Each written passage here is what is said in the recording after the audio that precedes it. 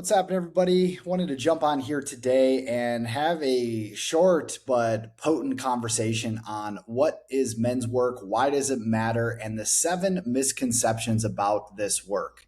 Now, there are a lot of judgments placed on brotherhood around men coming together, and we really wanted to clear up what all of this actually means and why we're doing it. So, really, just to kick things off, what is men's work? And in its essence, right, it's a group of men coming together to heal their deepest imprints, to look within themselves at the places that have been hidden, suppressed, repressed, rejected, disowned, and so forth, and ultimately come into the full embodiment of who they are, merging both their masculine and feminine within to create a sense of deeper level of purpose, meaning, power, prosperity, freedom in their lives. And all of this work has been so impactful for both Sean and I, doing what it's done to improve our relationship, first and foremost, to ourselves, to others, and really to the world itself. And so,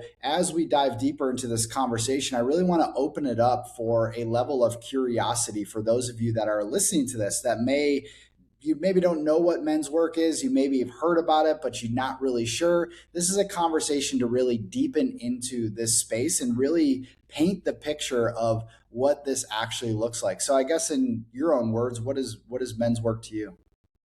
Yeah, so I think this video is really important in speaking to because there's a lot of judgments. You even hear the term men's work, and I'm sure the mind goes somewhere for a lot of guys. And there's a lot of like emotions might come up, or judgment, or ridicule, criticism, whatever. So what we're speaking to is the real truth of what this is, and we recognize how impactful and how powerful and how necessary this is for not only ourselves but our literally our planet, right?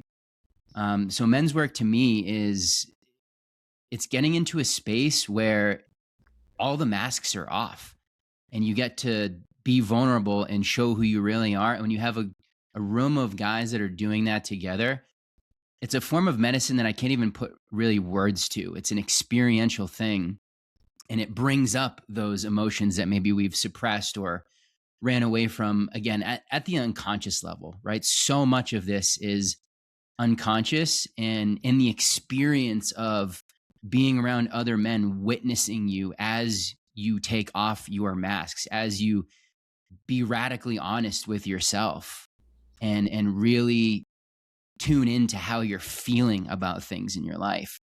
That's when real magic starts to happen, real transformation. Those emotions can finally be processed because we're in our body and not in our head anymore. So there's just so much to receive in this space. And Chris and I both truly believe, and there's like a deep knowingness for me, that men doing this is going to be the thing that changes this planet by far. 100%.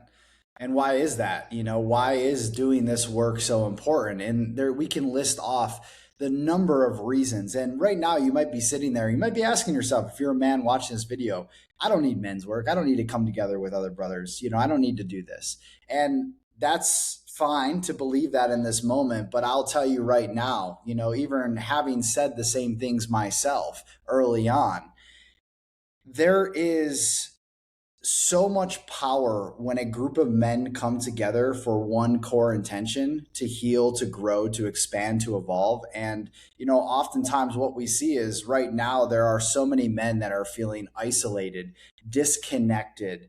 They are living a life that is not truly theirs. They are going to a job every day that they hate. They're in a relationship where it is just tumultuous and there's conflict happening all the time. There's lack and void of intimacy.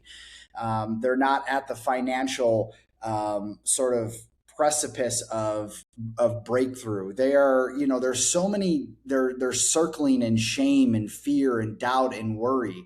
Right? If any of these apply to you, men's work is a space in which you can come together to really let go of that pressure valve, and release all that you've been carrying, the weight of responsibility that you've been carrying, the intense emotions that have bottled up inside of you, but that only come out when you are triggered and then you're in a space of rage and anger, or worrying about XYZ in the middle of the night, whatever it might be. All of these experiences are things that we have as humans. But because of what we've been told what masculinity is, which is essentially, if you express emotions, you are weak. If you cry, you are soft. If whatever the sort of societal narratives have been, we must cast those aside and come into a place of true authenticity and honesty with ourselves. And what happens when we do so? Well, first of all, we create a sense of safety, of presence, of openness within ourselves. And when we can set that stage in a group of men, what happens is all of those layers, all of those imprints, all of the wounding that we've been unconsciously carrying for so long, that begins to fall away. And our perception widens. We begin to perceive ourselves and reality from a whole nother level where we're no longer the victim, but the creator of it. And as a result, all of our relationships begin to improve. Our intimacy with our partner, our connection with our children, our connection to the earth. We begin to connect deeper to our higher purpose and why it is that we're here and how it is we're here to serve. All of these are direct benefits from coming together in these circles with men. And the thing is that we've been doing this for millennia. We have always done this. And it's only over the past few hundred years where we have gone our separate ways. We've been divided and separated from each other. But men, women have always come together in these circles. We have just forgotten. And now this is the spark of your remembrance. Yeah. I mean, as the industrial age came in, that separation started to happen where it was like, all right, every man's the king of his castle. He's got his home, his family, and he kind of just worries about that. And that was sort of the turning point, from that indigenous wisdom that we used to really rely on, that all cultures had. And we're starting to really feel the very detrimental effects of lacking that. And it's forcing us into this point of needing to remember and needing to recreate those things. There's this like primordial kind of remembering within us, like somewhere in our DNA that's like, you need to do this. And because we can't keep going that direction of getting more and more isolated, more men just feeling like it's just on them. They got to figure this all out, be hyper independent, and they're just stuck up in the mind. And this is such an emotional game. Like if you look at yourself and you look at your life and you really want to heal and you really want to become all that you are and you really want to be the best version of you for your family, your kids, your community, all the people around you, and for yourself, we've got to process these emotions. We've got to tune in to our emotional nature, which our dads and our grandparents, and I mean, it goes way back. We have so much training against that. And fixing, problem solving, figuring it out on the mental plane, intellectualizing, using your logic. Those are great things as men, but the other side got completely shut out. And that is what causes all of our issues. And so men's work in these kinds of experiences is a place, you could say it's like an emotional gym of sorts. It's a place where you don't even know what's going to happen. You just show up and the energy kind of creates itself. And then you'll have an experience. This is very experiential, and this is what our ancestors knew. This is why they got together. This is why they had rites of passage from having a boy consciousness, adolescent consciousness, to becoming a true adult and a man who's rooted in his purpose and in that place of like, this is why I'm alive. This is how I serve the world. This is how I serve my family. And yeah, the pressure that you spoke to, I know so many men that are feeling that at such great lengths, and because they're not feeling what needs to be felt and they're just looping in the mind, it's leading to addiction. It's leading to destructive behaviors. It's leading to alcoholism, workaholism, right? Everyone at some level can relate to that. So what we really want to do with this video again is speak to these fallacies, or maybe more better said, protection mechanisms that men's minds will go to, because at the core level there's a fear of feeling, deep grief or shame or sadness. And there's also a fear of letting yourself be seen as you are. You could be judged, you could be abandoned, you might not get love anymore, all things from childhood. So we want to dispel those. We want to speak to those because we had these ourselves, and we know a lot of other men are carrying that too. 100%. And really, this is all about you, and it's about you stepping into the true, authentic, embodied leader that is within you. And every man has this capacity to be this grounded, powerful force that is anchored within his heart, that is leading from his vision, and that is stewarding a better planet for all men, women, children.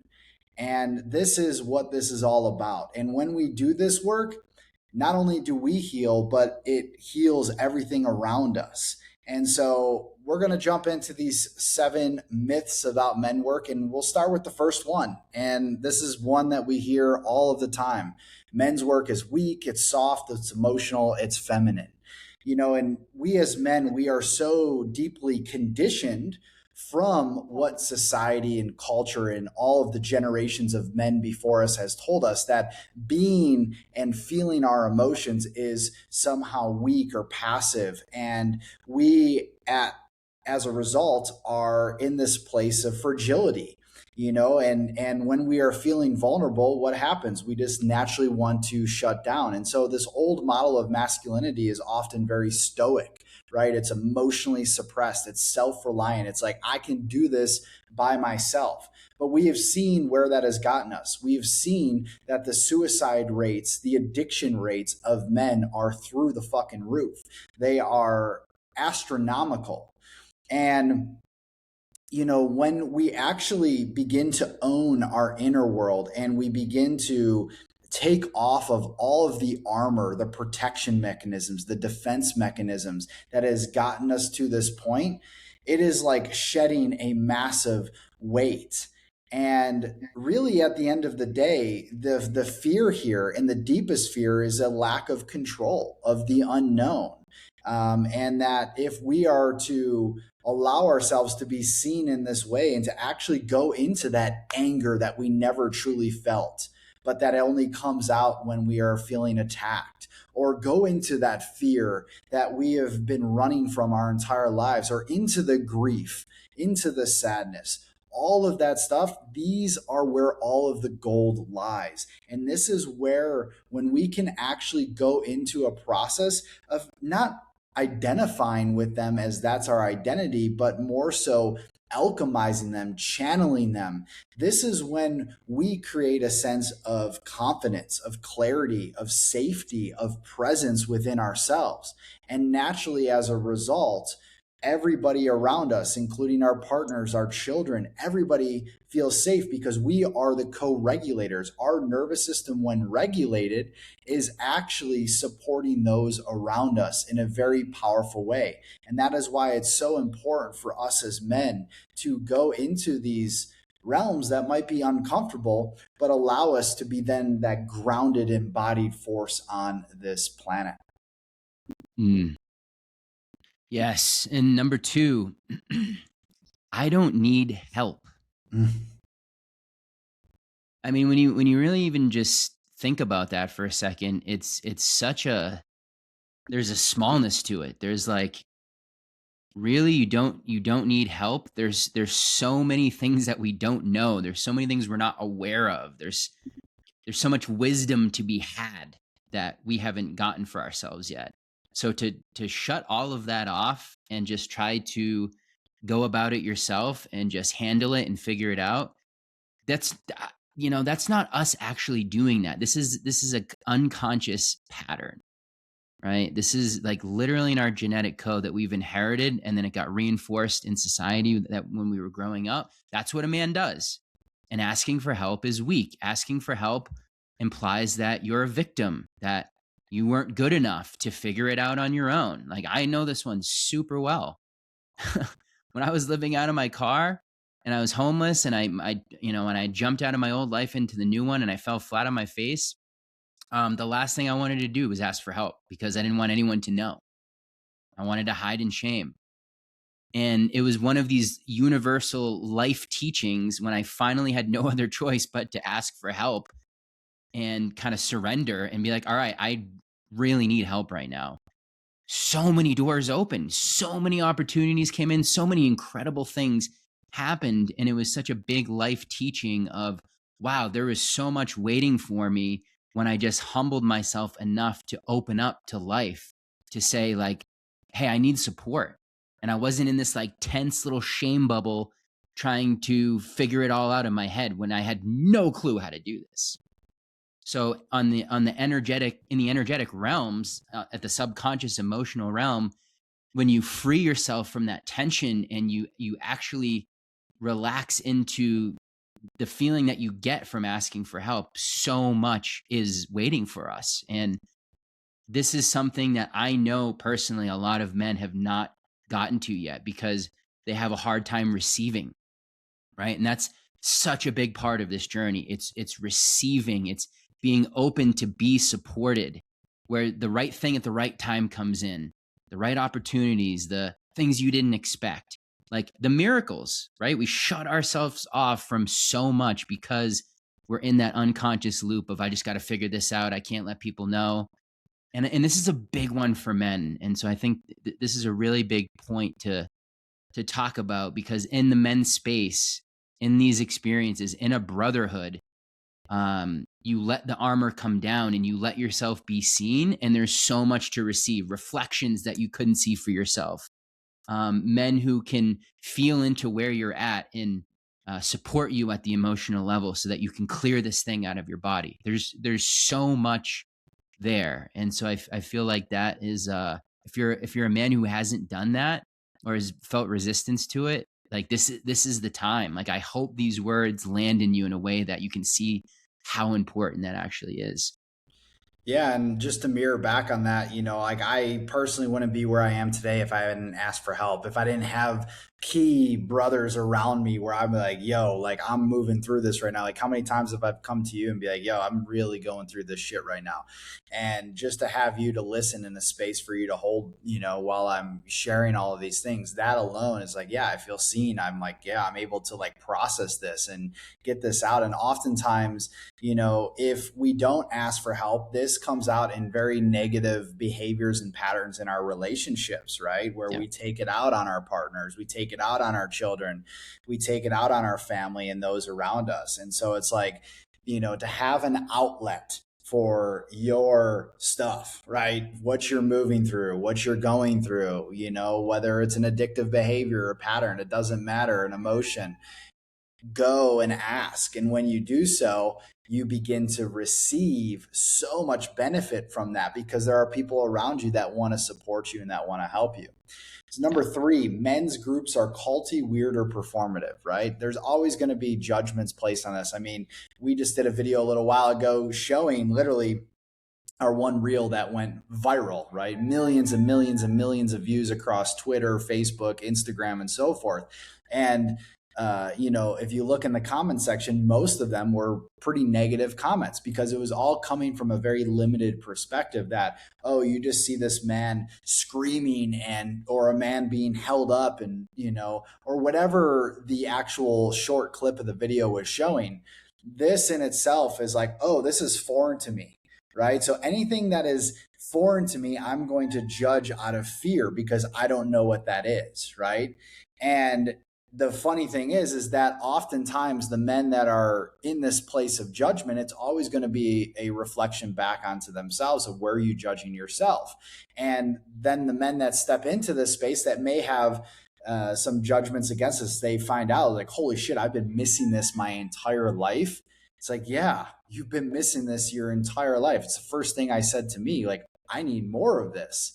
Mm-hmm. I know I can be a better man for everybody around me, including myself, when I'm actually in these spaces.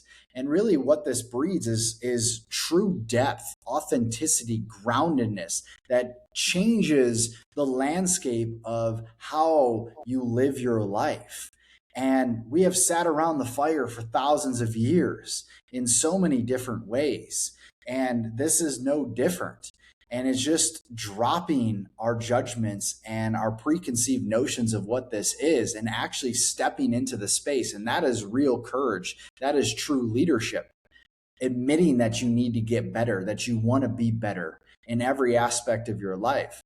Step into the circle, and we're here waiting for you. Mm.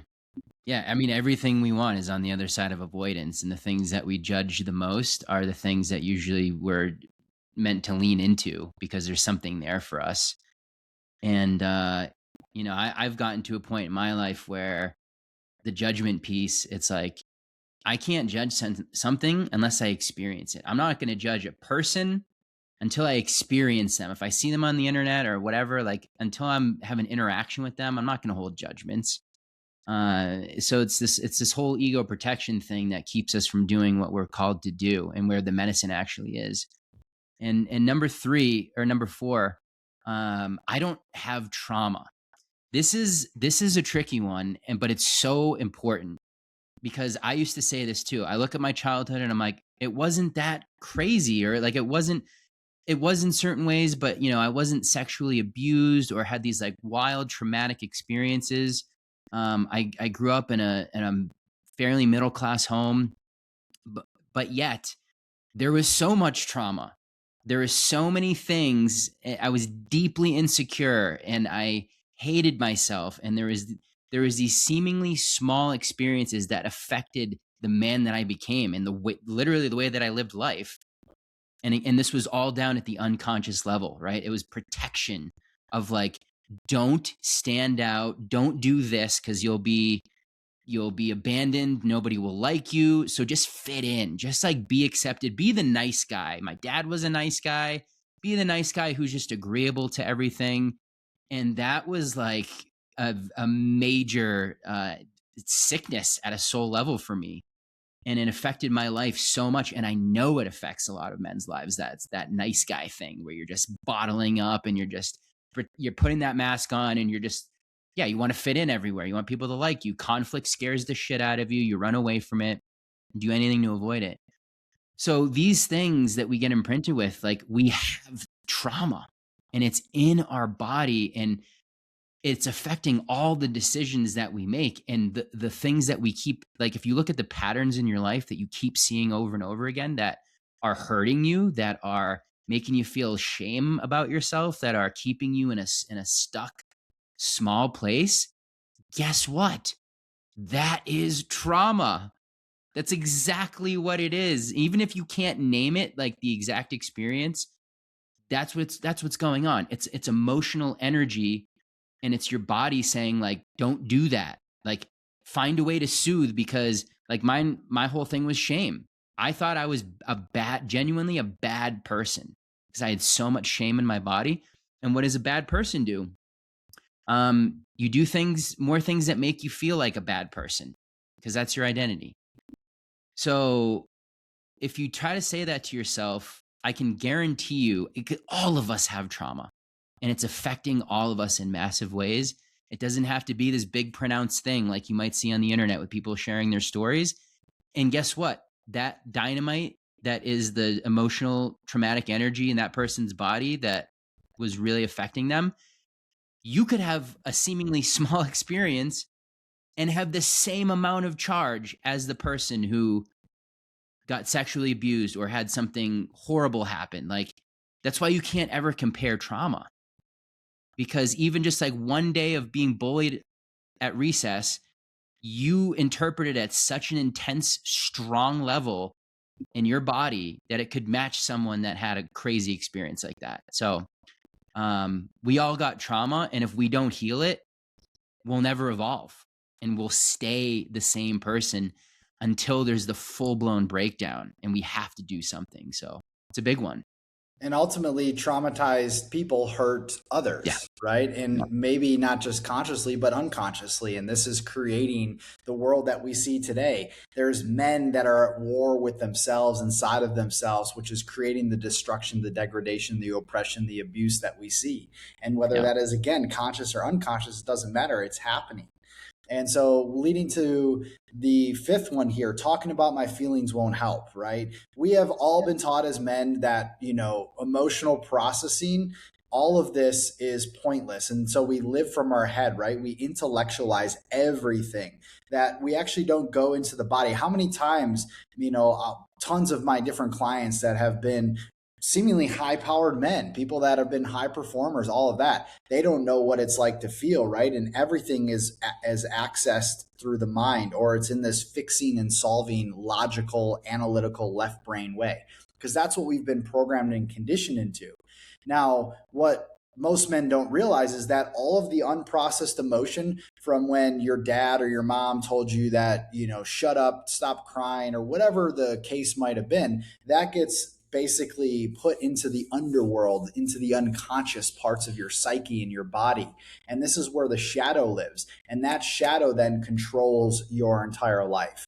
And it controls your relationships and ultimately will cause burnout. It will cause inflammation and tension and chronic constriction, resistance, tightness in the body. It will cause addiction, numbness, compulsive behavior, scrolling on the phone, porn addiction, drugs, alcohol, sex, whatever it might be. All of that is being controlled because you don't want to look at what has been buried underneath the surface. And so this will help, because when we get into the depth of our own selves through the shadow, accessing these unprocessed emotions and trauma, we begin to liberate our freedom, our power, our truth, our purpose, our vision. We become clear, directed men. This is so powerful. We don't allow the emotions to overtake us where we become emotional in the sense of being all over the place. We allow those emotions to be alchemized and channeled in service, in direction to something greater than ourselves. Yes. And number six, I'll lose my edge if I soften. I think there's this subtle kind of feeling within men, and I know I've had this too, where you feel like if you start to feel emotions and you start to go down this road of healing, you might lose your edge. You might lose, well, I guess I'll say this, like you might have a fear that the life that you have will go away. All of a sudden, like you won't want to go to your job anymore. You may not love your partner anymore, like because you don't know what's on the other side of this healing. And I get how scary that can be, but it's like, are we gonna live the rest of our life not in our truth and in that place of fear rather than feeling what needs to be felt so we can actually know who it is we truly are? So if you were to lose those things, like that is a natural consequence of an old reality that's not serving you anymore leaving. And so I think there is a deep primordial fear. My life could get completely shaken up by this. I could lose my edge. I might not want to be at this job. And I think that's an initiation that we all have to go through if we're making the decision to take the road of truth and find the deepest levels of ourselves and serve from our greatest capacity. We have to be initiated in that. And this has happened for men throughout beginning of time. We have to cross that bridge and go on that hero's journey to find who we are. And part of that is being willing to let go of who we've been. And men doing that together and all going down that similar path is true strength. And that is, we need that support, because to try to do that on your own is daunting and it doesn't work. And it's like, it'll just make you more fearful and want to run back to the old. You've got to be around other men who are in that same boat. And that's what gets you through.